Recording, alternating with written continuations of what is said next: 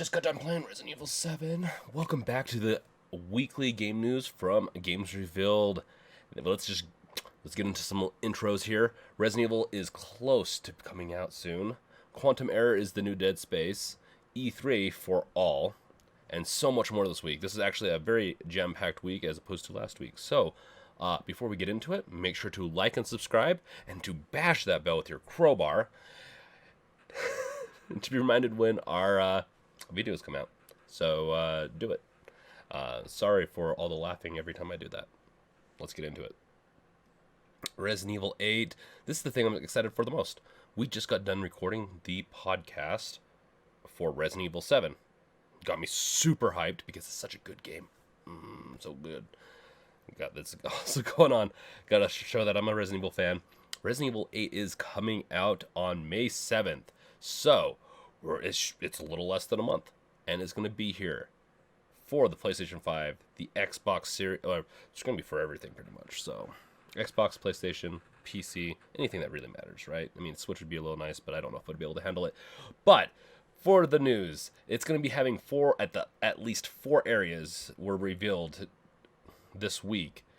That being the obvious mansion, windmill, reservoir, and factory. Those are what we know so far. There's going to be it feels like it's going to migrate around like and progress like Resident Evil 4.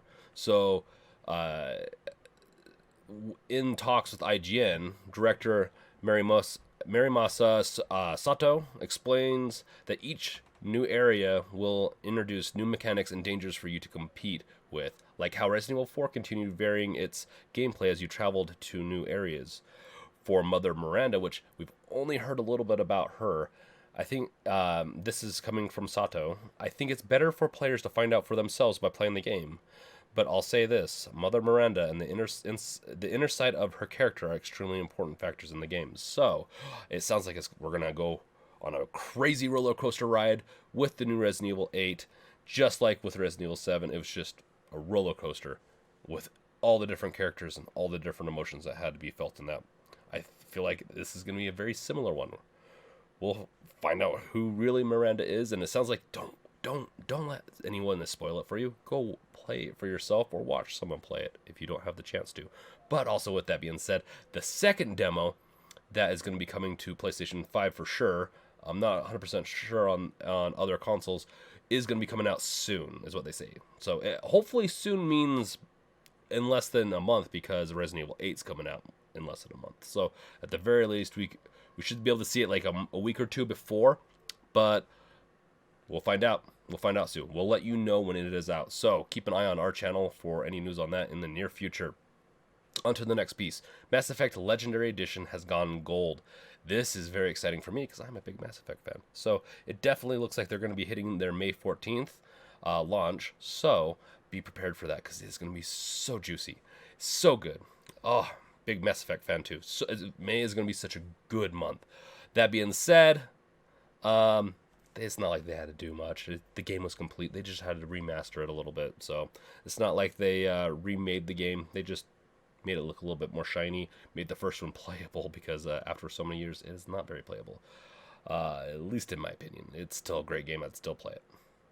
On to the next piece of news. Battlefield 6 has some info released about its release. So it looks like it's going to be coming out this holiday season, and it's going to be coming out for PS5, Xbox Series X, and PC. And so here's to hoping that we get it this year, because Battlefields are really good, and I think they've waited a little bit on this one, and I feel like graphically, just little sneak peeks that we've seen, it looks like it's going to be really good.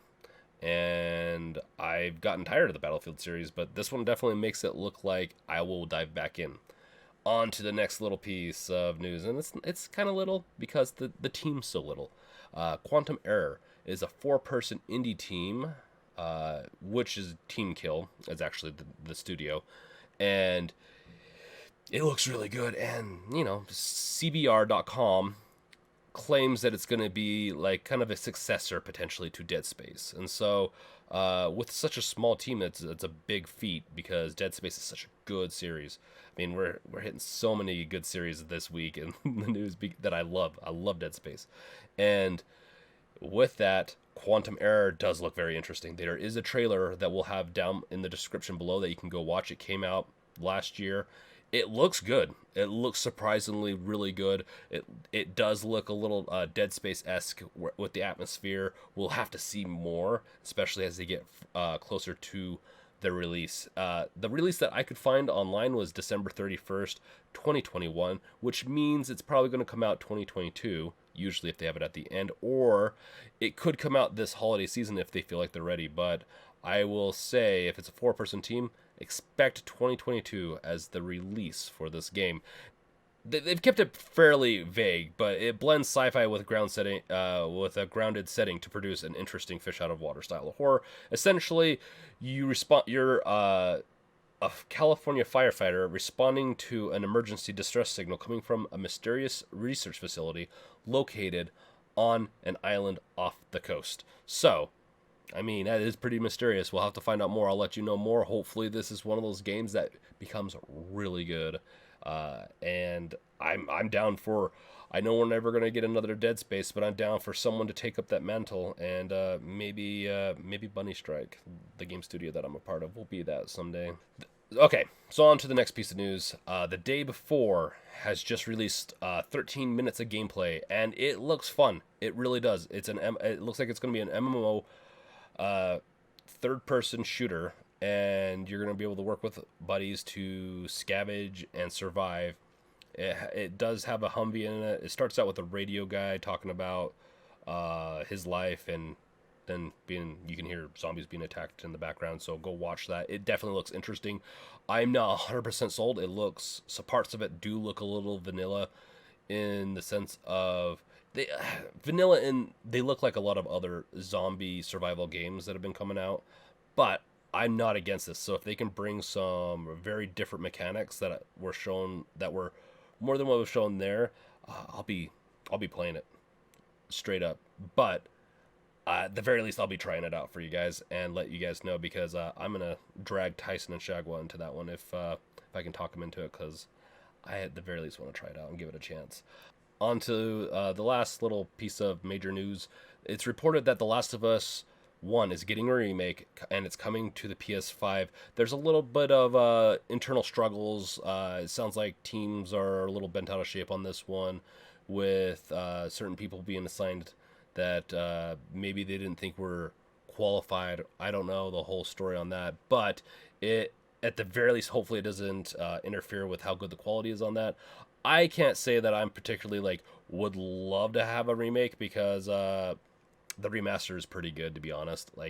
It's not a game that I need to have remade, but it'll be interesting to see how they do it. So, and I'm always down for more Last of Us stuff. I didn't think I was gonna like The Last of Us Part 2 that much, and over the past year it's become. I like it about as much as Last of Us 1 now, and so let's just hope. Into some quick news now. With all this being said, there is also a lot of quick news, so it's not going to be that quick. Sony is killing the PSP and PlayStation 3 stores, so you better get all your stuff off of there now, because it's gone. And I, for one, do not like this type of behavior. I know that they can't run the stores forever, but they could at least figure something out. And this is the problem with digital media. They need to come to some type of solution. Maybe, I don't know, try to port it over to the new systems at the bare minimum. What it sounds like, what it feels like they're going to be doing is shutting them down, and then, oh, look, it's on PlayStation now. So go on there and buy it again. They should give some vouchers or do something to try to make it up to the user, because you're losing the game unless you have it cached. So Hitman 3 is getting some new content, and how the Hitman series has been going since the essential refresh of the whole series is that they'll have missions that are timed, and you can only have a certain amount of time to do it, and you only get one chance to do it. The current one is the Collector's Mission, and it's going to be live for 10 days, and that started, I believe, on the 9th of April. So you better start getting on that if you're a Hitman 3 fan. Apple VR, we're getting some holographic controllers, meaning you have the headset on, and then your fingers are the controllers, so you just wave them and all that. And if it's done right, it could be really good. I will say with so far, like my PlayStation VR and my Steam Index, I do like holding on to something. It makes it feel more real. I'd even prefer like maybe a glove. It would be cool to have some haptic feedback where it could contract and you could, it feels like you're holding a gun or something like that. But this is a very interesting step. We'll see if it ever comes out. It looks like 2022 is the year this potentially is going to come out. Apple has so much stuff in their R&D, but hopefully this is going to be an interesting time for games on mobile. Up next, E3, what you need to know, and that is it's free, and it is coming June 12th through the 15th, and you better go online and sign up because it's free. It's free for everyone. This is the year where you're going to be able to be a part of E3 if you've missed it. It's been kind of expensive in the past, ranging from a couple hundred to $1,000, I believe, in dollars. And part of it is also getting to E3. I don't live in California, so when I've gone to E3, I've had to pay my way to get there. So it's not going to be as, I don't think it's going to be as an immersive experience, but it's definitely its accessibility is much higher for everyone. So here's to hoping that this is going to be a good year so everyone can really enjoy that. The next piece of news is very interesting. So TimeSplitters 2 is a really good game. Very good. And apparently it's been locked inside. There's a port of it, a 4K port, locked inside of Homefront. And it was one of the developers that was a part of it actually put it in there and forgot the code to unlock it. So just until recently, a hacker was able to come up with the code. So now, if you have Homefront, you can play TimeSplitters 2, which is awesome because that is a great game. It's fascinating that they have a port in 4K. Really, they should just come out with a 4K port. I'll buy it. I love TimeSplitter. It is the basis for a lot of console first-person shooters, and so I'd be down for it. On to the next piece of news. Destroy All Humans is coming to Nintendo Switch, and it has a trailer, so watch that. We'll have the description below. PS5 Seinfeld parody action horror comedy game is getting a remaster and coming to PS5. Bizarre. Look into it, description below. Valheim VR mode is now available for download. So, go ahead.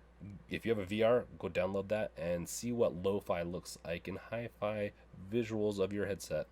Resident Evil Reverse is getting its beta release now on Steam, so go download it. That is it for the news this week. If we missed anything, let us know in the comments below or let us know in Discord. Go over to our Discord channel, Bunny Strike. It's the Bunny Strike, so Discord channel. We'll have it in the description below and join us there because we talk about gaming all the time there, and if you like gaming and like the stuff that we have here, you're going to fit in just fine with us because we love it too.